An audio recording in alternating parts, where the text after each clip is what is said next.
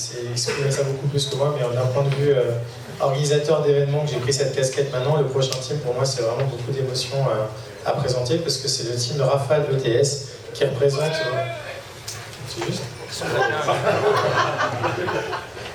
qui représente vraiment le projet. C'est un projet d'esprit, de partage, d'entraide. Ce sont des jeunes étudiants qui se lançaient un objectif très compliqué de réussir à participer à la petite Coupe d'Amérique. C'est vraiment la compétition à voile, comme l'a expliqué Steve, où il y a juste une boîte, il n'y a aucune règle, et de là, ils ont fait un super boulot. Donc déjà, vous pouvez déjà les applaudir d'être là, d'avoir un bateau petit peu.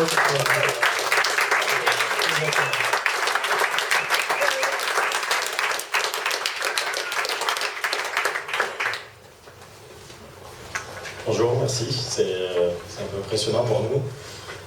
Donc pour vous faire un bref historique, nous, pourquoi est-ce qu'on est là? Parce que beaucoup se posent la question, pourquoi est-ce que finalement est-ce qu'on est venu? On est une équipe étudiante.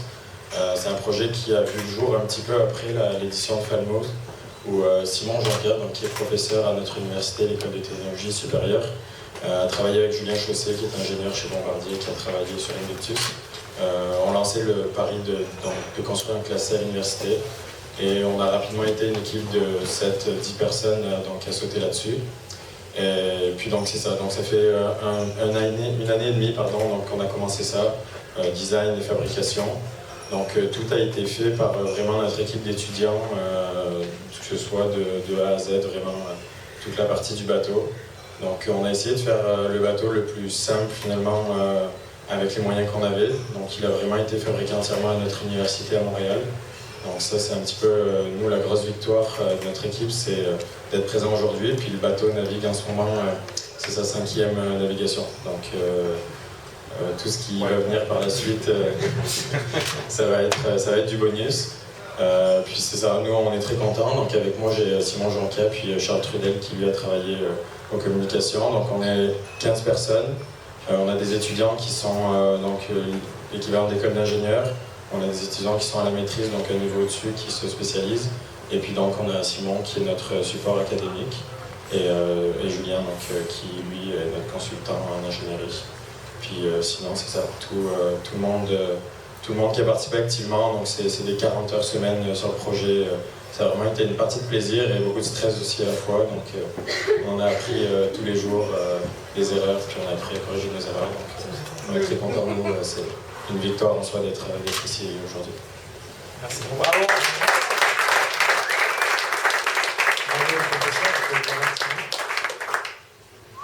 Pas nécessairement, je pense que tout est dit. Peut-être juste saluer les étudiants qui ont vraiment fait un travail incroyable. Mon travail à moi, ça a été de les supporter. Surtout, je vais peut-être dire un petit mot sur l'institution quand même, parce que il a fallu que je convainque un peu l'administration de supporter. Je dois quand même indirectement, ils sont ici, remercier l'école qui a supporté ce projet, disons, un peu fou. Je crois que j'étais pas tout à fait conscient dans quoi je m'embarquais quand j'ai dit oui. Au final, on est ici. Tout le monde y a mis un effort incroyable. On va essayer de pas tout passer cette semaine pour se rendre jusqu'à la fin. Bon? Oui, c'est bon. C'est ça, donc on a parlé de nous, notre équipe d'étudiants, on oublie presque notre équipage, donc, qui est Mark Farmer puis Trevor Parek, donc, qui ont vraiment joué le jeu. Nous on cherchait un équipage qui était prêt à mettre la main à la pâte parce que on a eu besoin de beaucoup d'aide pour tous les systèmes de contrôle, on les a impliqués au maximum. Puis c'est aussi grâce à eux qu'aujourd'hui le bateau fonctionne correctement. Puis donc pour aussi les présenter, c'est un équipage de 49ers, donc qui même récemment ont remporté le titre canadien, donc 49ers. C'est un peu une nouvelle navigation multicoque pour eux, mais ils font leur maximum, donc ils vont sûrement venir poser des questions aux autres skippers, ils sont très ouverts sur l'apprentissage. Merci. Désolé, présentation un petit peu plus longue, 3 membres à l'avant de l'équipe. Je veux simplement prendre un petit temps pour remercier beaucoup l'organisation. On a vraiment un accueil qui est très fort. On a vu juste après l'applaudissement quand on s'est levé, c'est vraiment quelque chose dont on peut être très fier. Rafale, le nom de notre bateau, en fait, c'est l'histoire, comme Sylvain disait, d'une poignée d'étudiants, on est une vingtaine. Il y en a une quinzaine d'ailleurs, je les vois monter les marches à l'instant, ils reviennent de l'éducation.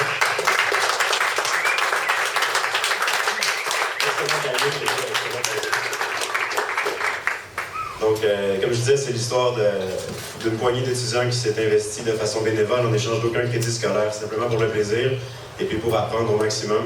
Donc les soirs, les fins de semaine, les nuits, quelquefois, souvent.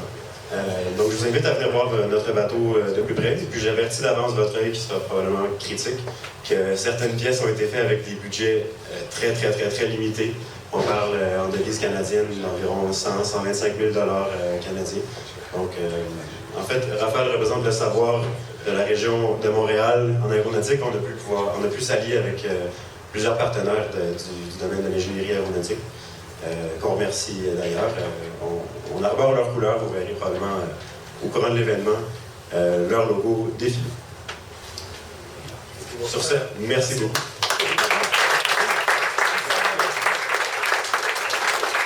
Merci à tous, un grand bravo d'être là parce que comme vous avez pu vous en rendre compte déjà, d'être au départ de la course, c'est un événement et c'est déjà une réussite.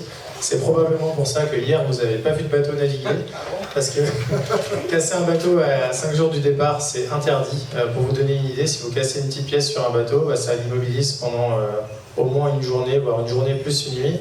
Et en moyenne, 1 heure de navigation, ça représente 10 heures de travail. Donc ça c'est juste pour les médias que vous ayez un peu une idée de la quantité de boulot qu'il faut à terre derrière pour emmener ces Formule 1 des mers sur l'eau.